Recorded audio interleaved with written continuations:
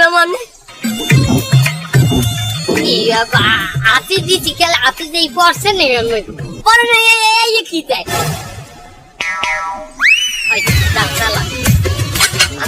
আপনি আসলে মানে একটা গিটার দিয়ে কাম করলেন তুমি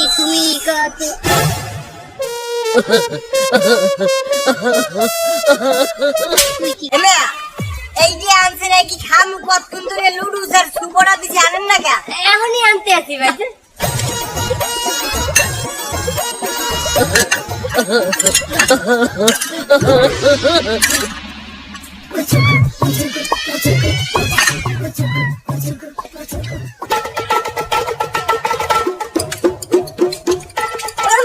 তাড়াতাড়ি দেন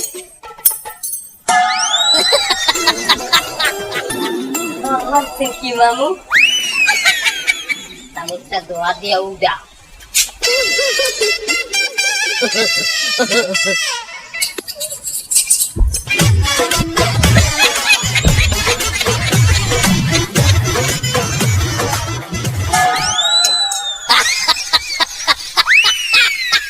এদিকে আয়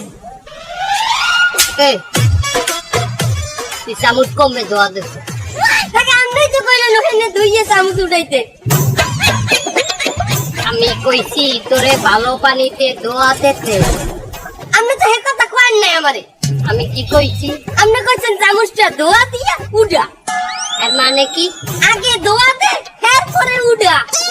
আর যদি কইতাম ভালো পানিতে দোয়া দে হলে কিরকম কইতাম হলে কইতাম চামচটা উড়াইয়া দোয়া দে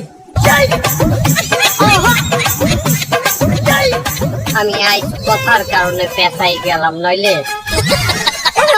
আমনেরই হয়েছে মাম কোথায় একটা সোফার দিলেন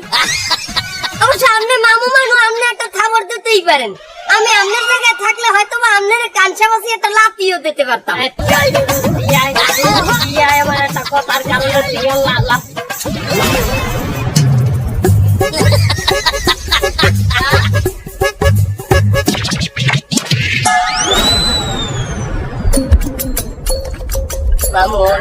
সবটাই খেয়াল আছে এখন ওরে ধরি খতম না করলে সমস্যা হয়ে যাবে ধর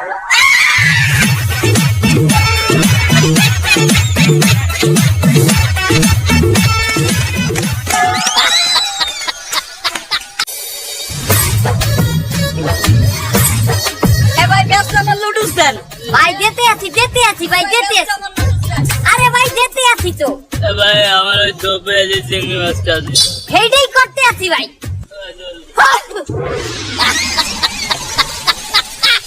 এটা বললেন কি মামু আপনি আতি দিছি কেন আতি দেই পড়ছে না পড়ে না এই কি দেয়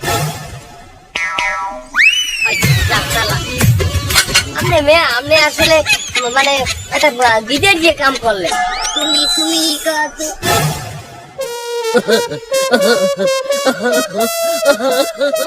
কি করলি একটু আগে তুই যে এই যে তুই আমার কথা কখন কই লইবে নাকি এত দিনটা করছি দেওয়ানের করলি কি রে কি দেখলাম কি আমিও সমস্ত হেক্সি বাচ্চিস কালারের মধ্যে ওরে হালার বালা দোহানের মধ্যে হালার বালা রে বাবু ধরেন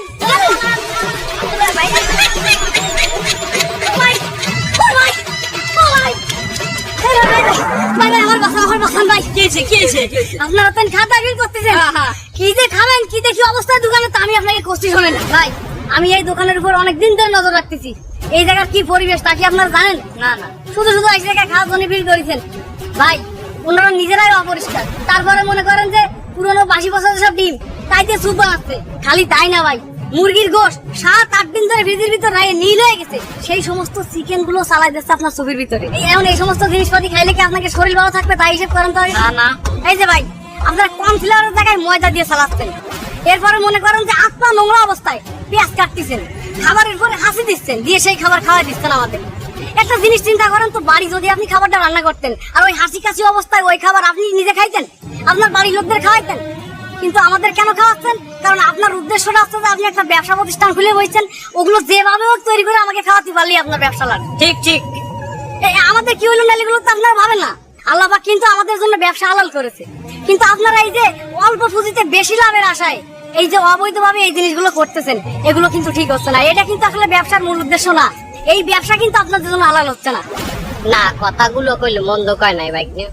আমাকে একটু পরিষ্কার পরিচ্ছন্ন হইয়া একটু ফ্রেশ খাবার বেচলেই তো কিনলি, আর তো কোনো সমস্যা নাই।